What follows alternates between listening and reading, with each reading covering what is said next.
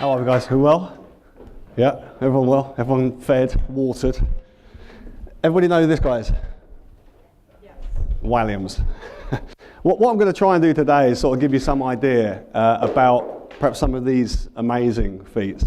The one thing I want you to think about as we go through this on a continual basis is there is a single word that always permeates everything that I do with this group of people. And I think for me, it's best articulated with someone like David Williams, because we'll talk about it briefly, but David swam across the English Channel. Do you guys remember that in 2006?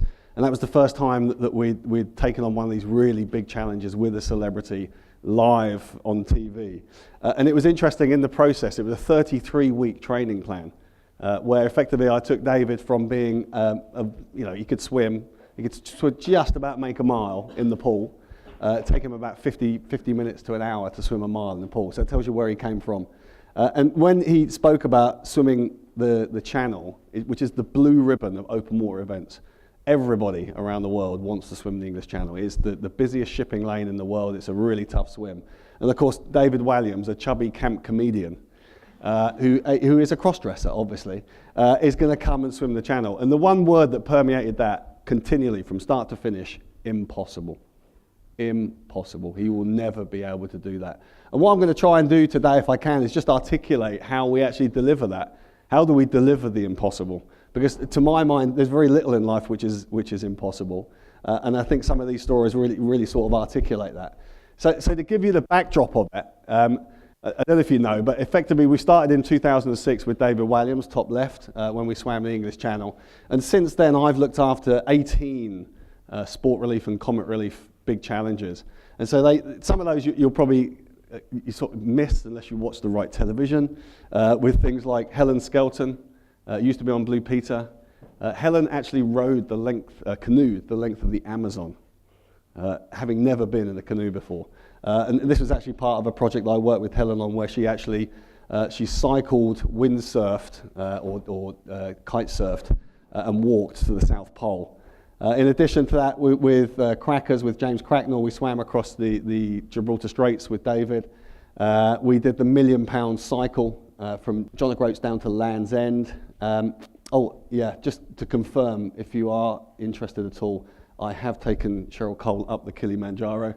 I took Gary Barlow to watch, which he enjoyed. And then sort of more latterly around the things like David swimming the Thames, which I'll talk about a little bit, into John Bishop and his week of hell from Paris into London. And then most recently is Davina in her Beyond Breaking Point, which was, I don't know if you've seen the documentary, but it's an amazing, amazing event. So what we've got there, I should touch wood every time I say this, but there's 18 successful events. And all of those were permeated by this issue of impossibility, is that they'll never be able to do it because they're just simply incongruous to the challenge itself. So I think the first place to start is, where do we start? And I think what's important here is that this is much about life as it is about these type of challenges. And I think for me, this is the one thing that always bounds us, is the vision. Is that sometimes we look at life and what we are is fundamentally we're afraid to set audacious goals for a whole host of different reasons. Often it's ourselves. We kind of think to ourselves, we'll never be able to do that. We'll never achieve that. Alternatively, and probably at the same time, it's people who surround us. It's that classic conversation on a Friday night when you walk in and you tell your mates, do you know what, I'm thinking about running the London Marathon next year. And after they've stopped laughing, you sort of think to yourself, yeah, probably a bad idea. I don't think I'll bother. And actually, it is that vision which is really important. Everybody knows who this guy is? Eddie. I don't know if you guys watched it. It was an amazing doc. It's a 3 1-hour doc that we made on this project. But Eddie ran 43 marathons in 51 days. Okay, and I remember the day, what I tend to do is I actually design these events, and then you try and find a celebrity. Effectively, you beat a celebrity up until they submit and they become part of it. Eddie phoned me up one morning. He said, Greg, got this great idea. I want to run around the UK. And I said to him, well, Eddie, first things first, around the UK, because of the nooks and crannies, it's actually about 3,500 miles. So he went quiet, and then he said, I'm not going to run around the UK. Where can I run? And so the marathon is 42 kilometres. So the idea was 42 times 42. His father used to work for BP So he lived in various places around the UK, including Cardiff, including Belfast. Belfast, where he remains the only man to run down the Falls Road without being chased, a record that he still holds, into Glasgow and then back down to London. I couldn't quite get him into London on the route that we chose, so we just added a marathon. Why wouldn't you? It's only a marathon, isn't it? And this is actually his 43rd marathon. This is the final marathon coming into London. Interestingly enough, this was his fastest marathon. 43 marathons in 51 days. His quickest was his final one. He just dipped below 5 hours, which is pretty impressive, isn't it? But the interesting thing about this, in terms of vision, was I said to Eddie at the time, I said, "How much running have you done, Eddie?" And he said, "None." And I said, "Well, you must have done some." He said, "Greg, I don't even own a pair of trainers," which is absolutely true. He'd done literally no running. 6 weeks I had to prepare him. 6 weeks.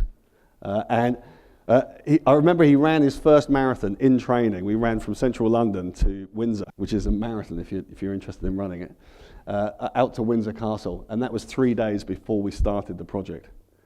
So you think about that, it's without any shadow of doubt. I mean, that's incredibly audacious. I said to him at the time, I said, what made you think you could do this? He said, well, I woke up yesterday morning, and he was staying up in Piccadilly Circus, and he had a meeting in Bray with his publicist, which is 20 miles away. And he said, I came out of the hotel, and there was a car waiting for me, and he said, I just couldn't be bothered to get in the car, so I thought I'd run it. Having never run before, he thought he would run it. So off he set at 8 a.m. He's got a 12 noon meeting, and he arrives at 6 p.m. A shade late. I mean, I'm late, but that is impressive. But my favourite piece about that is that, sadly the scientist came out. I said to him, how did you feed? That's 10 hours of non-stop activity. I said, how do you feed along the way? He said to me, I've got it sorted. He said, every corner shop I pop in for a Calippo. And I swear, he actually thought we were going to run 43 marathons off the back of a Calippo, which we didn't, obviously. But it is about that vision. I want to show you my favourite project ever. Okay, and this remains my favourite project. Nobody knows who these girls are. I think sometimes what we think is that celebs are something different. They're not number one, I can tell you that. But equally, about achieving the impossible, it is about all of us. It's about each and every one of us. And after we'd swum the channel in 2006, This Morning Television called me up and said, Fern is cycling across Cuba, and we want you to coach 4 women to run the London Marathon and 4 women to swim the English Channel. Okay. And so in the back of my mind, I'm thinking, well, because it's seriously tough swim. To get 4 across and have 4 successes when the success rate is only about 40% going across the English Channel is a difficult one. So what I thought was, what we'd do is probably do it as a relay. But it is This Morning Television, so up come the 4 girls, and this is a classic. They said to me, what do the girls need to be able to do? And I said, well, if they can swim 400 metres, who can swim 400 metres? 400 metres, 16 lengths or 12 lengths of the local pool, depending on what the length is.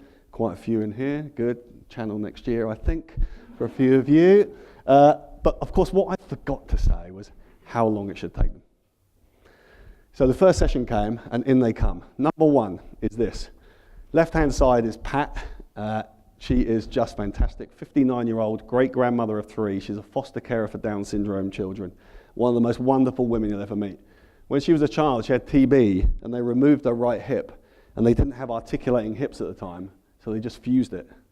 Now, open water swimming without the ability to balance through the hip is virtually impossible, number 1. Second one is Sally. Sally sadly had such bad postnatal depression she tried to commit suicide on 3 occasions. Then is Mel, my pocket rocket. Mel had breast cancer. She had a single mastectomy, and they reconstructed her breast with their latissimus. So they took this big muscle from the back and reconstructed her breast. Imagine swimming without that. And then Lynn sadly lost her son at the age of 7 months and really never recovered. How important is that? Well, it's really important when you consider for these 3 girls, that was within 18 months of us attempting to swim the channel. 18 months. When Mel first came to me, she was actually undergoing radiotherapy at the time when we first started training. Impossible was a word that permeated that on a continual basis. So I've got them in the pool. They're in the pool. I said, right, ladies, 2 lengths, show me what you got. Off you go. And I walked off, and I thinking, where are they? And I look behind, 3 of them, the 3 on closest to me, head up breaststroke. Head up breaststroke. I can guarantee you one thing when you leave here today, if you're going to swim the English Channel, you will get your hair wet. It's going to happen. Doesn't matter how high you hold it, you are definitely going to get your hair wet. And I'll show you the images in a second. That was a problem, without any shadow of doubt. Actually, I had 30 weeks, and they couldn't swim front crawl at that stage. But Pat, she could swim front crawl. Yes. She was slower than the head-up breaststrokers.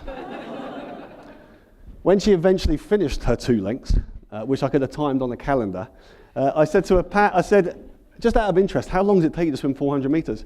And she said, proud, puffed her chest out, 45 minutes. To put it into context, that's a quarter of a mile in 45 minutes. If she was to swim solo across the channel, it'd take about 3.5 days. Effectively, the wind would blow her across. She wouldn't actually have to swim. But imagine that. Imagine what surrounds these guys, not only physically, psychologically, but also importantly sociologically. The people around them. For Mel, the cancer sufferer, she's got breast cancer. It's absolutely impossible that she could ever swim the channel. But the day came, and the day was, do you remember when Top Gear changed their cars into boats and tried to sail them across or drive them across the English Channel, and the numpties sunk 2 of them. Luckily, they didn't punch anybody on the day, so that was a good thing. But nonetheless, they did upset the harbour master. And we knew that because I was in the channel with these girls that day. There was a 4'6", 20-foot swell blowing. Okay, we would never have been out there normally. But of course, Phil and Fern are going on holiday. And we film today or we don't film at all. So we're out in the middle of the channel, okay? So add everything that you've got there, and then remember, this is Pat. She's a 59-year-old great-grandmother of 3. I've never seen swimmers swim in seas like this before. Never? Never. Here comes the money shot. As big as the waves with his 59-year-old grandmother Pat, but moments after she hit the water, and only a few miles off the French. No right hip on this woman. Irrespective of how close we are, we're going to send Simon in just to make sure she's okay. It's principally about making sure she's okay. We're not going to touch her, we're not going to bring her into the boat at this stage, because as soon as we do that, the challenge is over. But the most important thing here is Pat's safety. But then, just when everything seemed to be falling apart, this iron-willed foster carer overcame her intense pain, and Simon stood down. She's back to swimming, so I won't go in. 13 hours, 57 minutes, they landed in France. Now, how amazing is that? For 4 women who now, back in 2007, are still friends of mine, 3 of them are still swimming open water to this day. Incredible. The impossible is possible when you put it into that context. But what do we need to do in a sense? What is it about? Well, it's not just about vision. It's also about understanding what is required to deliver success. And I think actually it's not just principally that. That's not mine, by the way. That was one of David's. I could tell by the colour.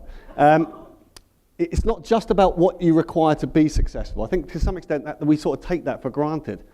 So for example, this is the English Channel. The English Channel, 19.8 miles point to point, very fast flowing currents. So you end up swimming an S shape, so around about 24 miles. So you've got to be able to swim 24 miles non-stop to get across the English Channel. That's kind of a given. It's the risks which are the key thing. And it's the one thing that I spend most of my time on is actually this concept of this dirty word of risk assessment. But it's not necessarily risk assessment. What I do is construct this concept of an if-then plan. If something goes wrong, what are we going to do about it? And actually trying to predict the risk ahead of time so we can actually avoid it becoming challenge ending. So if you take the channel itself, it's incredibly saline. And saline to the point that once you've been in there for a few hours, what happens is the tongue starts to swell. And you can't actually fit the tongue in the mouth. And there's been a host of problems where swimmers have had to stop because what they've done is when they're eating something, they actually chew through their tongue. Not a pleasant place to be. So you've got to select the right type of nutrition that allows you to cope with that. Add on top of that, David did it in 10.5 hours. So you're going for quite a long period of time. You have to feed and you have to drink. And it's cold, 15 degrees centigrade, like cold. Survival time's about 6 hours. How do you survive for 10.5 hours? You survive by constantly moving. And while you're constantly moving, we're actually generating heat on a regular basis.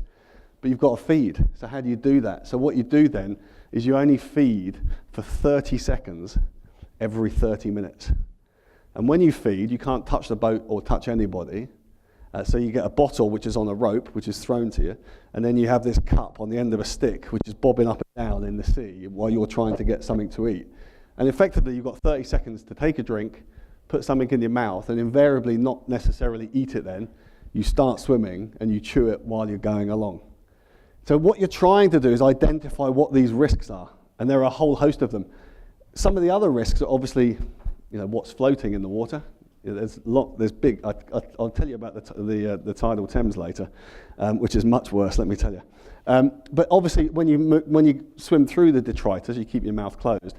What you can't do is you can't necessarily avoid the jellyfish, and the pods of jellyfish can be up to a mile wide. So you don't swim around them; you have to swim through them, and they do sting, and it really does hurt. And so what we do it for two reasons. Number one is we grease up, and we grease up really for two reasons. One is because it doesn't thermoregulate, it doesn't keep you warm, which is what a lot of people think. It doesn't do that at all. It reduces the impact of the stings on your body. And of course, the other reason why we use grease is because fundamentally we enjoy it. And me and David still get together on the odd weekend. A little bit of a greasing party, mainly around the groin, but we'll go anywhere. But it is about identifying those risks, and I think that's the key to success in most of these major projects, whether it be in these physical challenges or actually in life or business, is actually understanding what those risks are and making sure you've got a plan to combat those as you move forward. The water temperature here at Eaton's Rowing Lake is 16 degrees, slightly warmer than the channel will be for David's attempt. How you feeling, mate? Yeah, good. You ready to rumble? Yeah. We'll get in and then... We're going to be there a while, so... Oh my god. Okay, go. How is it? Is it nice? Beautiful. Oh god! It's cold. It's cold. Let's go through it. I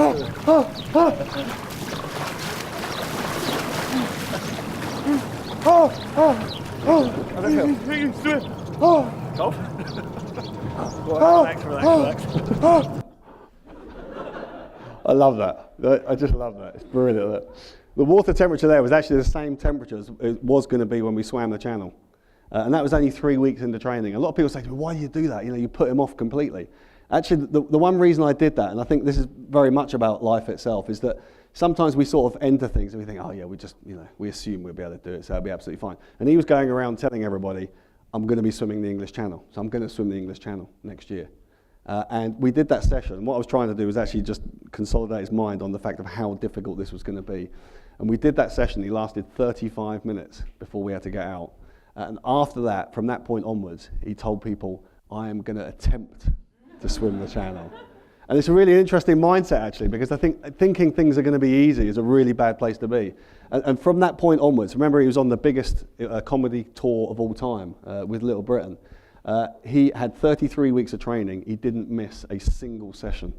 And the interesting thing was he didn't moan either. And we did some brutal sessions in the North Sea and all sorts of places. Never moaned, never missed a session. Fundamentally because he understood what the risks were to failing on something like that. So what's required next? I think this is, I love this picture. I talk about the royal we. Sadly, I do these things with these guys. So this is us going across the channel. And what you can see, there are just two tiny dots in next to the boat here. And that is me and David in the middle of the channel. And I think for me, it is about belief. If you're going to deliver on something very special, you have to have belief. You have to believe you're going to be able to do it. And if you are able to believe that you can do it, what that does is that drives commitment. Because you think you are going to achieve. And because you think you're going to achieve, that will drive commitment, and commitment drives results. And with results comes motivation. Because as you start to reach those short and medium-term goals, you start to believe even more that you can actually reach this long-term goal, this long-term vision. And so belief rises, commitment rises, and your motivation rises. And it is a self-fulfilling prophecy, is that if you can continue along that path and have the belief, have the commitment, and have the motivation to continue through, actually you will deliver success. And for me, one of the biggest dangers is to some extent an erosion of any one of those areas, but particularly in terms of belief. And this picture's a great pick, because I think this is where the problems always lie. A lot of people talk about various stages of a big project and where it's going to fail around a big project. And for me, it's usually around the midpoint. And this is a great image because at this point here, you look behind you and you can't see where you've come from. You can't see the white cliffs of Dover anymore. On a boat, on a P&O ferry, you can. When you're in the water, you literally can't see anything. And there's some big ships that come past as well. And when you lift your head to see where you're going, you can't see land either. So effectively you're in this position where you don't know where you come from and you don't know where you're going to. And it's at that point you start to question yourself. It's at that point you start to say, oh my God, I'm knackered. Oh, it's really getting cold now. And then what you start to do is you then start to look at your team. Because what you then start to do is you swim along and you see the guys on the boat who are having a bacon sandwich and a cup of tea, which really pisses me off when you're going along. And all you can smell is the bacon butty as you're going along. And what you start to do is you start to think, does the pilot know where he's going? Has he got any idea where France is? Or are we actually now swimming down into the Bay of Biscay? And all of a sudden it starts to erode in that belief. And for me, this is where it really matters. And one of the things that I work really hard on is this what I call the central motivator. Why did you start this project in the first place? Why are you trying to achieve what you're trying to achieve in the first place? And that is a critical element, because what we do is we draw upon that only at those times of need, though. We don't bombard it constantly. But for Dave, what was important on this project, he'd visited this project in Ethiopia. I was lucky enough is a mute term to some extent. But the project in Ethiopia, which was is a shelter for young girls who'd been systematically raped by the militia, and then they'd been sold into the sex trade in Addis Ababa. And I remember talking to this one young girl, and I said to her, through a translator, I said to her, how much money do you make of a night, or how much money did you make of a night? And she said on a good night, she would make $35. And I said to the translator, I said, can you ask her how many men that was? And she looked at me strangely, and she said, 35. $1 a man was what she was charging. And David went to see that project, and on the way back, that became his sole motivation to do something, to make a difference, to make a change. And it really is really important, particularly during these very dark periods, midway through these big challenges, that what you start to do is you start to remind yourself why you're there. Why are you doing this? What is it that's driving you forward? Because if you can remember that, that will keep you going. It keeps that belief, keeps that commitment, and keeps that motivation. So it becomes really, really important as we move through. And of course, then it's about planning and preparation. Nothing happens by chance. Success is not a chance event. This is Christine water skiing across the English Channel. Then we saw this Christine Blakely. Just great. I mean, this was a really, really tough challenge for her. And I think sometimes what we do is we kind of think, well, is it Everest? Is it swimming across the channel? She's only water skiing. It must be easy. What you have to remember is that you've got to be strong. She was weak. You need endurance. She had no endurance. Having skied before would help. Never skied before. And my favourite point was during one of the sessions where I was really beating her up, and I wanted to offload the legs. So I took her for a deep water running swimming session. And poolside. And when she walked onto poolside, she walked up to me. She said, "Greg, you do know that I can't swim." And I'm thinking to myself, why did you choose this challenge? But it shows you where you can get to. And I think what we learn with that is that invariably on these big challenges, what we tend to do, whether it is big physical challenges in life or in business, is that we choose the things that we're good at and we focus on those and we concentrate on those. But actually they're not the things that are necessarily going to push us forward and help us achieve. It's the things that we hate, the things that we're not very good at. They're the areas where we're going to make the greatest gains in performance. By maintaining our strengths but improving our weaknesses, that's where we're going to make the greatest gains. And that's something that we work really, really hard on. It makes training a bit miserable, but actually what that then drives performance, it drives reaching the short-term goal, and so therefore that brain of success, this commitment, this motivation then falls off the back of that. And that becomes really, really important in those critical areas, and making sure that you understand each area of performance and that you've got a solution for each area of performance is really important. And it certainly was for this guy. John's deteriorating rapidly. Lack of sleep means his coordination has gone, and even the basics are getting too difficult for him. Freddie signals for help. We're halfway across now, but John's starting to flag badly, really badly. And it's really about the sleep deprivation. But energy levels are incredibly low. And in fact, even Freddie's a little bit concerned about him. So they're just a bit worried because he's not John Bishop. We're going to try and give him some. Drugs. See if that's going to work for him. But also up his energy levels. Yeah, they're going to do the work. If they can't give John the boost he needs to keep going, Greg may be forced to take him off the boat.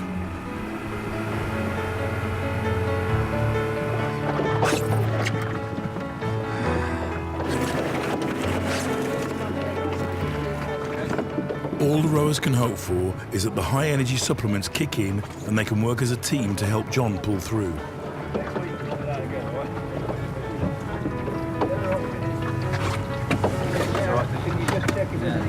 We'll get you on.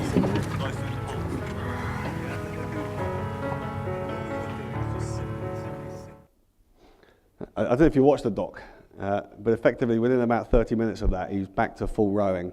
And we came into Dover in reasonably good time, certainly in daylight. And then the 3 subsequent days was 30 miles running a day coming into London. 2 interesting things about that to some extent. Well, 3 interesting things, I think. One is that we knew that was going to happen. 18 hours the day before he'd been on the bike. We finished at 4 a.m. I had to wake him up at 5:30 in order to get the tide. Hour and a half's rest, having done 186 miles on the bike, to catch the tide to row across. So something was always going to go wrong. So having a plan, having an if-then plan is critical to make sure that we can combat that. Of course, the other thing that was really important there, you just saw Freddie, the role of teams in this, that Freddie doesn't say a great deal, and most of what he says is nonsense anyway. But on that occasion, it was just it. He just tapped him on the leg and he said, "Don't worry, we're going to get you home." And that was a beautiful line, which all of a sudden, and you could see John really responded to that, because what he realised, he wasn't in that boat alone. Although he was tired, there was 3 other people rowing with him. And of course, the other interesting thing was, you would not believe how difficult it is to take a line of coke in a moving boat up and down. But whatever they say, the drugs do work.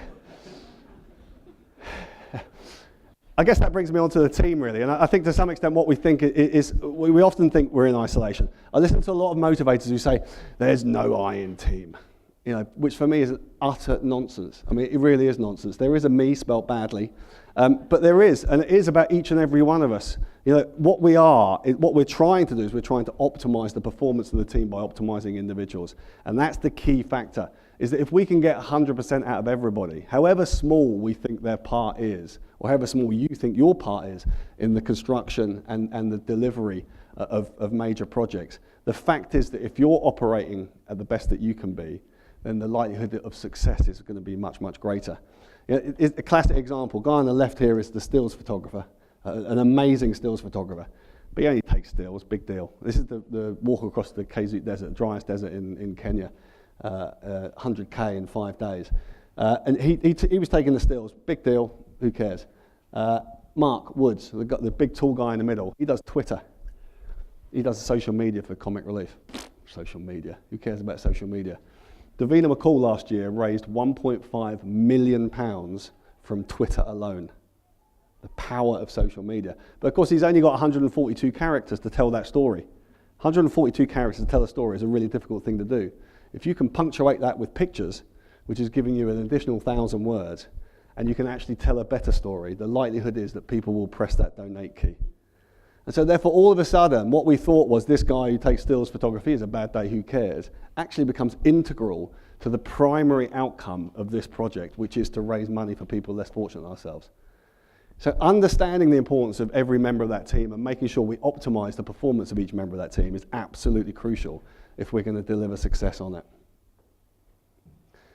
And then, of course, there comes leadership. And I know a lot of you guys in here are actually leading teams. And I think for me, it is about controlling your own destiny. I think one of the things that I always talk about is the fact that you are what you do, not what you did. I talk to an awful lot of people who tell me how great they used to be. And which is great, there's no doubt about it. What it does is it molds where we currently are. But the bottom line is, actually, it's about what we currently do that makes a difference. It's how we contribute to the team, how we contribute to the outcome, which makes the real difference as we go through. And of course, that leadership takes various different guises. There are lots of ways in which to lead a team, to lead individuals.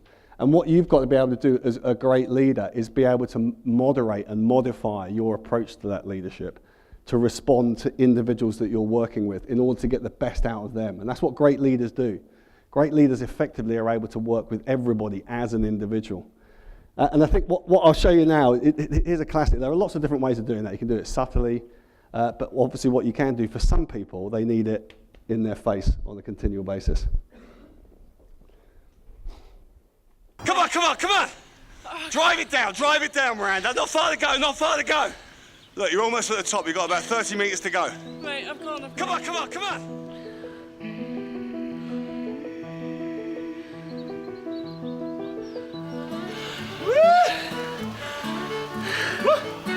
That is a big climb, let me tell you, man.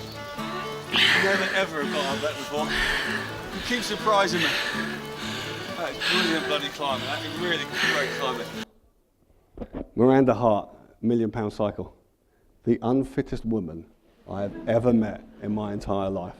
An absolute treat. She holds the record. I took him for a first cycling session in Hillingdon on a closed route circuit. And she's the first person I've ever worked with who actually fell off her bike before she'd got on it. She cocked her leg up to get onto the bike and fell over backwards, cut her leg up and everything. It's absolutely brilliant. The other great thing about that video is that when we do these comic relief challenges, sport relief challenges, it's brilliant because the public are absolutely fantastic. Their support is utterly amazing. But I don't know if you noticed, behind there, we're coming out of Tiverton, Devon, massive hill coming out. It took her an hour and a quarter to get up it. And what is normally a sort of a leafy lane, you know, quite quiet, people moosey along there without any problem at all, 5-mile queue of traffic. And instead of people coming past and wishing her luck, they would come past and honk their horns, "It's fucking road, get off the road!" Which is absolutely beautiful. Definitely in the true spirit of what we were trying to achieve. There's absolutely no doubt about that. And then, of course, there is the delivery. And I think sometimes what we do is we get through these big challenges and we forget. We forget at the last moment. We forget actually about delivering the project itself. Because what we've done is we've done all the preparation. We've been motivated. We've committed to it. And we get to the point where actually we almost forget to deliver. And I think for me, this is one of the critical points, obviously, because the pressure you're under in order to deliver in these type of environments are massive. And this concept of preparing for the worst, whilst hoping for the best, I think is really where I come from, is that I always hope for the best. Why wouldn't you hope for the best? But what you've got to do underneath that is actually prepare for the worst. Critically, face your problems early. This is a great pick. This is us swimming the Thames with David, day 3. Day 2 finished very late. We stopped at Abingdon. We didn't finish till 10:30 at night. Got some food, got some treatment. In bed about 12:30. I had to wake him up at 4:30 in the morning to get back into the river because we'd just lost a bit of pace. And when I came into his room, it was a treat. He had diarrhea and vomiting all night. No sleep, dehydrated, no energy. So the idea was to effectively just to squeeze him back in. So we did that. Drugs again. Azithromycin, it's an antibiotic, bolus of that, big bolus of that, an antiemetic under his tongue to stop him being sick. And then at 5:30, just pushed him back into the water. He doesn't talk to me anymore, by the way. But he's back in. But this is, the great thing about this is that sometimes when you are leading projects, sometimes you have to do things that aren't really that pleasant. Remember, we did that project with wetsuits on.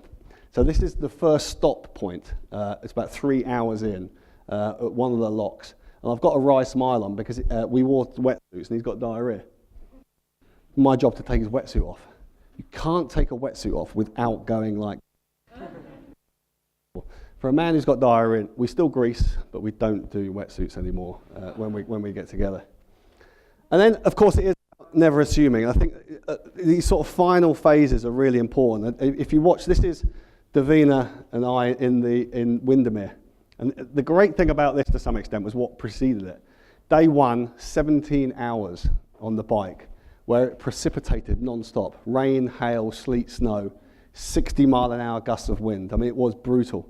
The following day, we did 65 miles into Scarfell, and then we actually went up Scarfell, but got snowed in at the top of Scarfell. We had to dig in and stay at the top of Scarfell until the snowstorm passed, and then come back down again. Day 3, Windermere, blue skies, sunshine was out, and it was like a mirror. And it's like, this is going to be easy. And my gauge to how easy people think it's going to be is the BBC. Because always they come up to me and say, right, Greg, when she gets out of the water, we want her to stand over here. We're going to ask her these questions. We want you to... I said, stand back. 3 things. Number 1, when we first started this project 4 months before, she could just about make 25 metres swimming. About make 25 metres. This is 2,500 metres. So we had to come a long way in order to get her to there. She hates the cold. Water temperature 5 degrees centigrade. It's only just above freezing. I mean, absolutely brutal.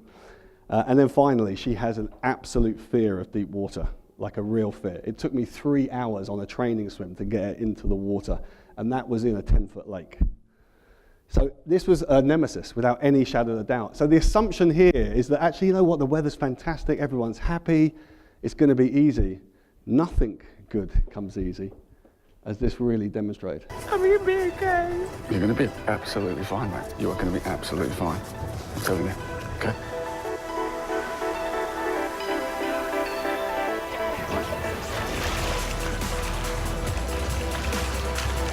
I'm sorry, Greg.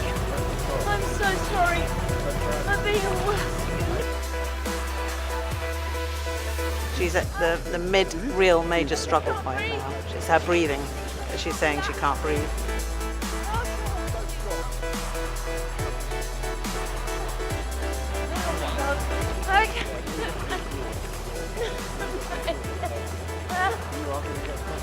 Come on, you're gonna do it!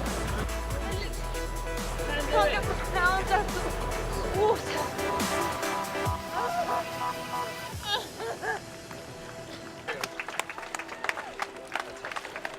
Will she ever stop crying, for crying out loud? Really annoying. What you missed on that bit was, so basically we had this monster of a security guy with us, Dave, really nice bloke from the Black Country. And he said to me, Greg, what should I do? I said, look, if she's not talking and laughing as she normally would be, you come in, pick her up, take her into the hotel. So true to his word, we came up, she obviously wasn't talking and laughing. And this guy came through, just moving people out of the way, picked her up out of the water, and then ran in. And of course, now what you've got is the most iconic moment of this challenge. You've got the whole of the BBC going like, oh my God, and they're all running in, and comic relief are running in, and all the public are running in. I'm still in the bloody water. Freezing, absolutely freezing, on my own like this. Eventually I got out, it'd be okay. But it was, you know, an amazing, and if you think about what happened after that, 45 minutes later, she's back on her bike for a 60-mile ride. I'll just show you this, and I'll just finish off with this little sort of snippet, really. And that is, it doesn't always go well. I was fortunate enough, I raced this race called the Marathon des Sables. About a month ago I came back, and it is the toughest foot race on the planet. It's 155 miles across the Sahara Desert. And this was one of the guys, I'll just show it, he doesn't mind me showing it, but this is what can happen. Things can go wrong. This guy had absolutely prepared he had done absolutely everything, with the exception of the type of trainer that he chose. Big mistake. And this is just on the knuckle, so you can just see the left-hand side. This is the knuckle of the big toe. And this is what they had to do. And this was midway through the race. Midway through the race. Let me just show you this very briefly. So this guy is a sub-3-hour marathon runner, and this is how he walked his final marathon. Sorry, man. They said you were such a nice guy. I know. No, honestly. I got through 135 Ks. Like that. He's not worried about getting around to the docks, is he? Running like that. Hey. Can you believe that? So it does go wrong. It does go wrong sometimes. You know, that's his feat, that's okay. Here's a project I worked on with the BBC. It was called The Challenge, where we took a group of normal people, group of the public, and we took them into big, big challenges. Check what happened out to this guy. Graham, what's happened? What's the problem? Went to have a piss and nothing come out. Right. Looked down and my cock was frozen. It's frozen? Frozen about that much on the end. Looked like a bit of sausage out of a freezer. Yeah, okay. Let's have a There's look. some great lines in this as well. What's it been like since? It's okay. It was bigger than that. It was swollen. It was bigger than that.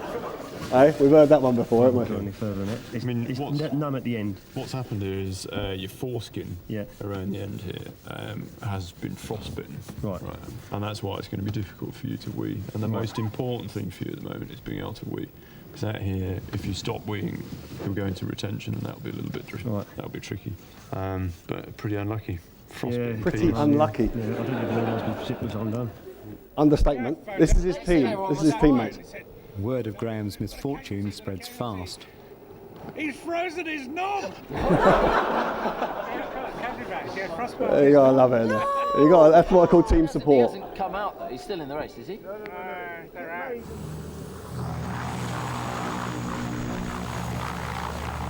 I don't know if you can see that.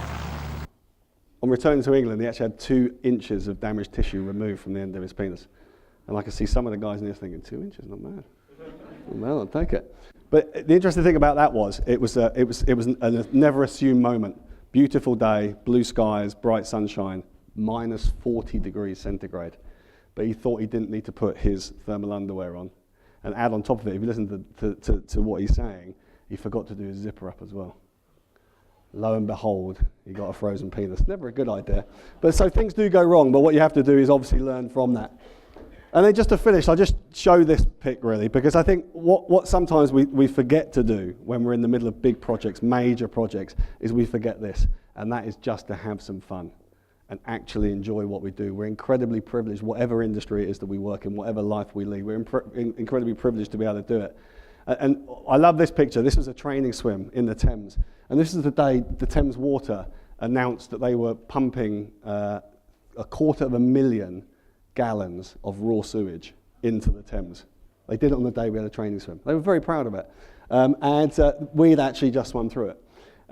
And somebody said to me once, how do you know that it was raw sewage? I said, well, there are 3 key things. Number one is that the Thames is black. You can't see anything at all. When you go through raw sewage, it starts to go brown. So you can tell. And as you start to go brown, the stench, oh my God, the smell is absolutely unbelievable. But there is a bonus. And the bonus is that water temperature rises by about 2 degrees C. And I'm not joking, it's like a little jacuzzi. If it wasn't for the smell, we'd probably still be there now. But when we got out, what we are doing here is we're actually talking about that. And it's interesting, there was some real misery in some of these challenges, some really dark periods. But the one thing that we constantly talk about whenever we see each other is the good times and the fun times. And sometimes you have to manufacture those, you have to make sure that you build them in, but other times it's actually just about enjoying the process. And I think overall, if you can set that vision, have your audacious goal, don't be bounded by what others believe or what others think you can achieve. If you can create the environment in terms of understanding what's required to deliver performance, what the risks are, make sure you've got that brain of success, make sure you plan, and then focus on delivery, you can get to this point. And for me, this is a really great point, because I do all this work with Sport Relief and Combat Relief for free. And the reason I do it is that we've done 18 challenges and we've raised over £33 million for people like those little girls in Ethiopia. If I can do it, you can do it. Thank you very much indeed.